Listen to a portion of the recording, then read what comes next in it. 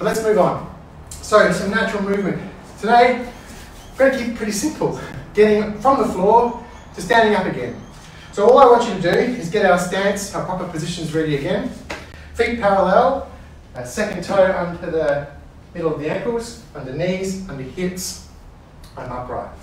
I want you to be able to wiggle your toes and feel your heels on the floor while you just bend your legs to a half squat. You should be able to wiggle your toes when you do this half squat. And lift it up, that's just one. Slowly down, wiggle your toes. Breathe. And rise up. And again, down. Off we go. Wiggle your toes. And up. And lower it down again. Lowering down. Make sure you can wiggle your toes, that you're not leaning forward. And up. This time, I want you to bend down. But when you rise up onto your heels. Rise up on your toes. Rise up nice and tall, really high. Soft heels down, bend down. Hold it there. Come up onto your toes. Hold it there. Drop your heels and go down. And stand up and up. Hold. Now all of this movement is slow. Hold it up there and fluid. Down.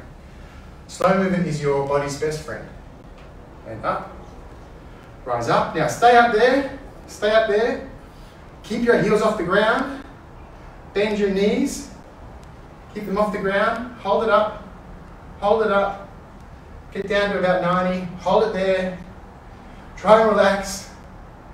Drop the heels. Good job. And stand up. Give them a shake. Give your toes a bit of a stretch. So stretching the toes out by pushing your feet flat. Not sickled like this, not crunching the toes. We've got the whole foot and toe all stretching out. Our feet are probably one of our most important structures. They get very little attention.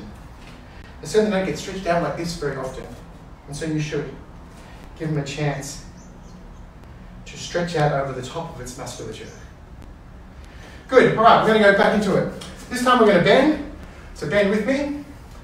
But now we're going to pick your knee up and pretend that we're stepping about 1 meter to the right.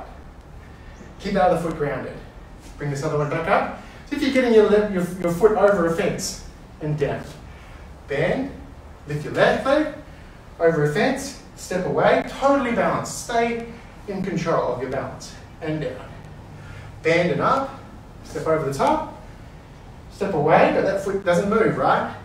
Back up we go, boop, down, up, left leg, over, step it down, bring it back, now to the front, stepping over something in front of you, but keep that back foot grounded.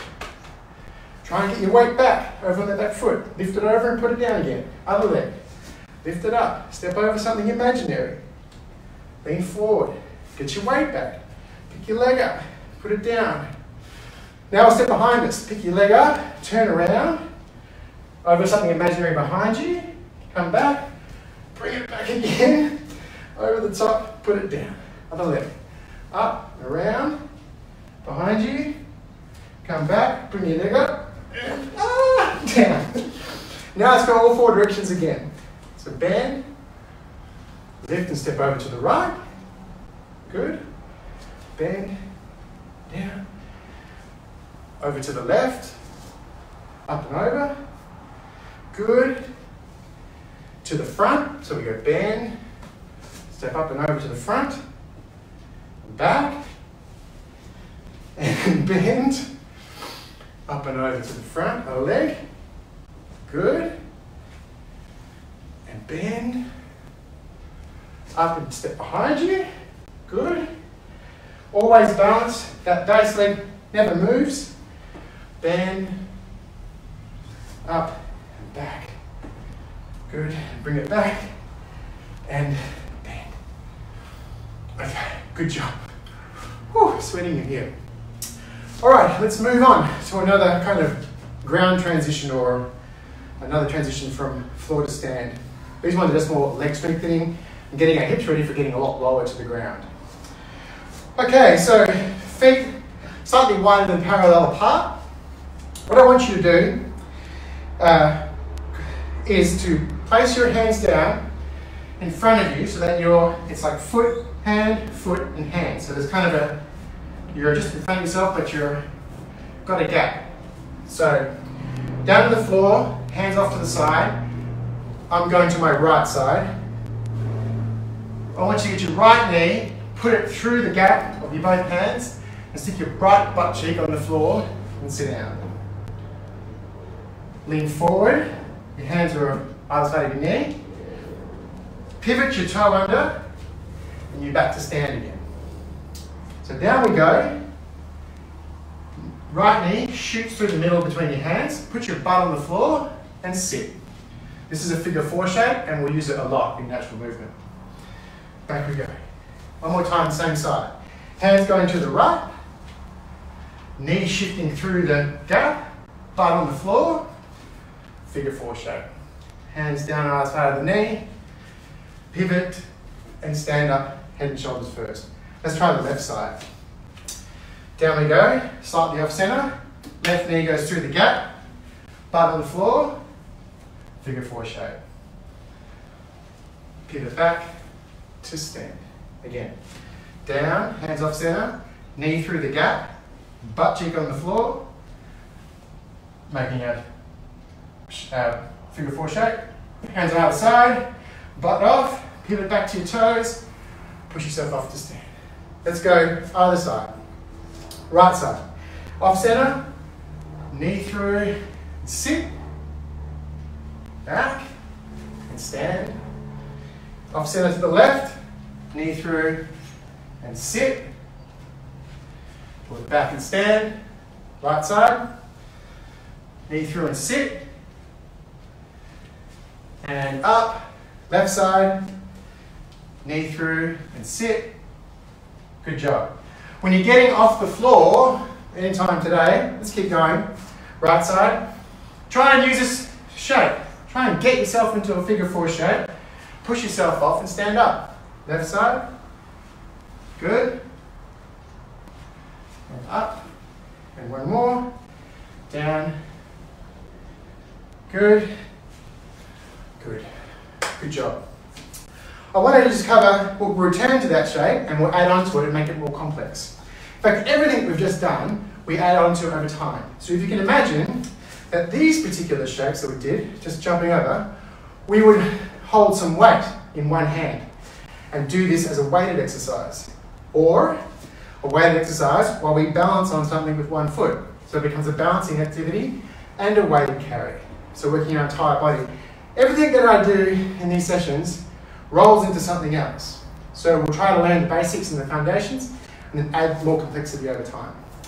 If you want to get some water, now's a good time. We're just going to do one more transition and then break into a regression, a meditation.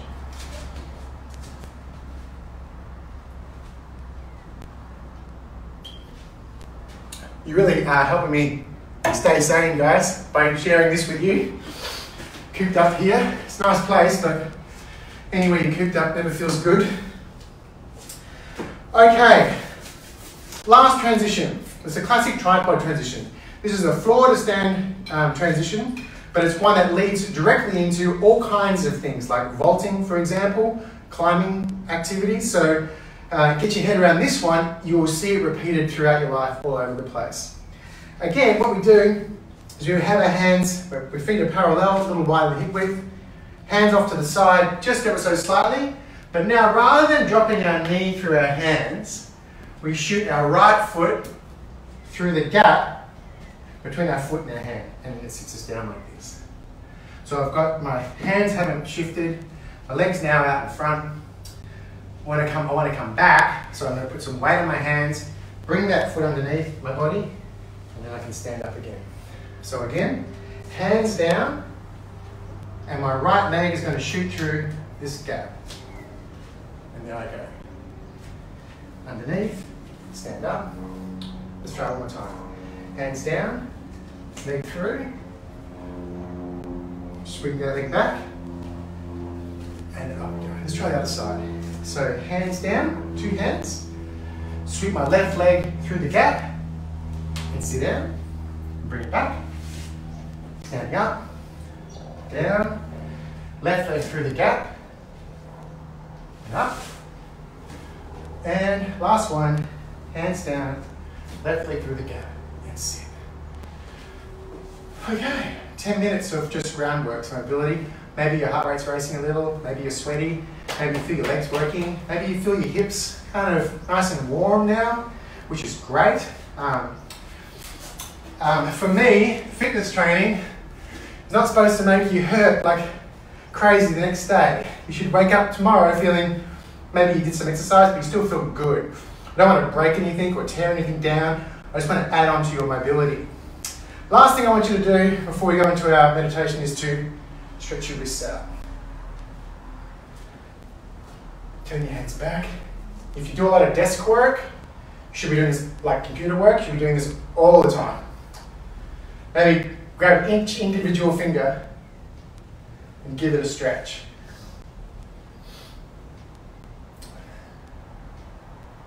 Give it a stretch. And your thumb. And work the other hand as well. Give it a good stretch. Good. Over the course of the next few days, we'll be doing a lot of groundwork, a lot of crawling, and so we're going to have to learn to put weight on our wrists again, if you haven't done for a very long time.